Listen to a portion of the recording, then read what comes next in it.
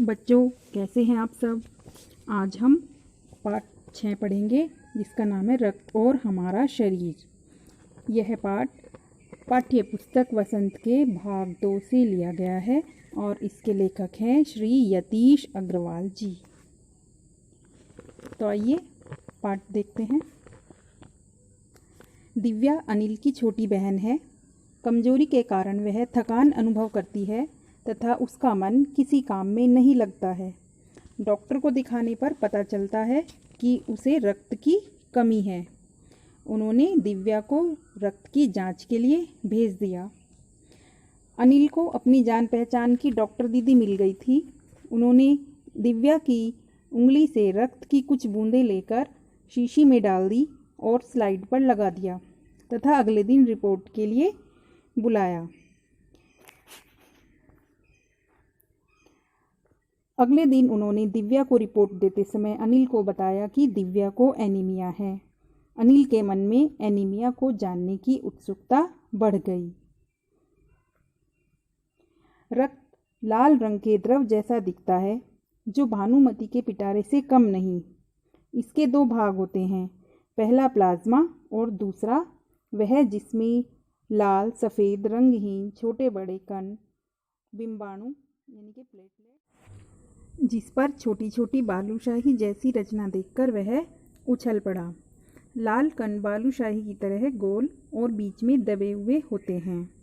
1 millilitre रक्त में इनकी संख्या 40 से 55 लाख तक होती है। इनके कारण ही रक्त का रंग लाल होता है। इनका जीवन काल 4 महीने का होता है। ये हड्डियों के बीच मज्जा में बने होते हैं। इनके बनने के लिए आवश्यक प्रोटीन, लौह तत्व और विटामिन हरी सब्जी, फल, दूध, अंडा और गोश्त में मिलते हैं।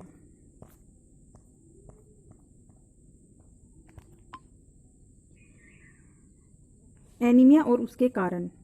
शरीर में लाल रक्त कण नहीं बन पाने से रक्त में इनकी कमी हो जाती है। लाल रक्त कणों की इसी कमी को एनीमिया कहते हैं। एनीमिया की कमी का प्रमुख कारण पौष्टिक आहार की कमी है।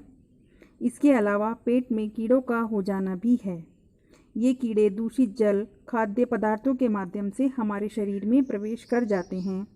इसके अलावा ऐसे कीड़े भी हैं जो जमीन की ऊपरी सतह पर होते हैं और शरीर के रास्ते आंतों में प्रवेश कर जाते हैं। इनसे बचने के लिए नंगे पांव नहीं घूमना चाहिए।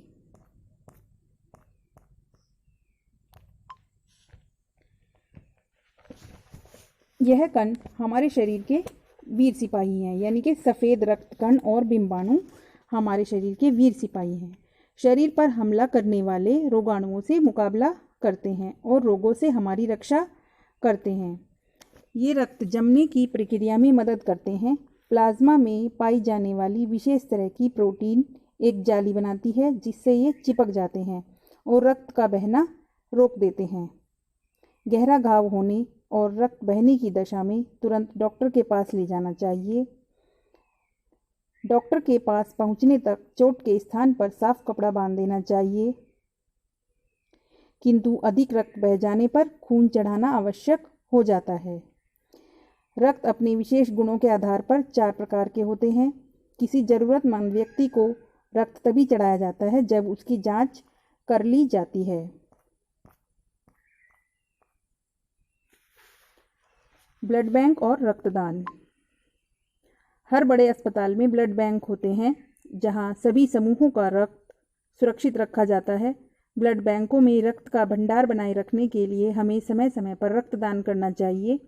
यह रक्तदान 18 वर्ष से अधिक उम्र वाला स्वस्थ व्यक्ति ही कर सकता है। एक बार में 300 मिलीलीटर रक्त का दान किया जा सकता है और रक्तदान करके किसी ज़रूरतमंद व्यक्ति का जीवन बचाया जा सकता है।